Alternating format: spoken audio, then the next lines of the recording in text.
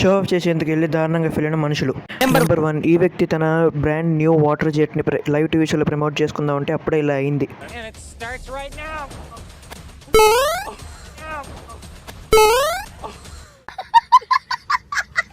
Number 2, guys, ఈ chef కిచెన్లో pasta తయారు చేస్తూ ఉంటారు. సరే, కెమెరా ఆన్లో ఉంది కదా అని ప్యాన్ని ఫ్లిప్ చేస్తాడు.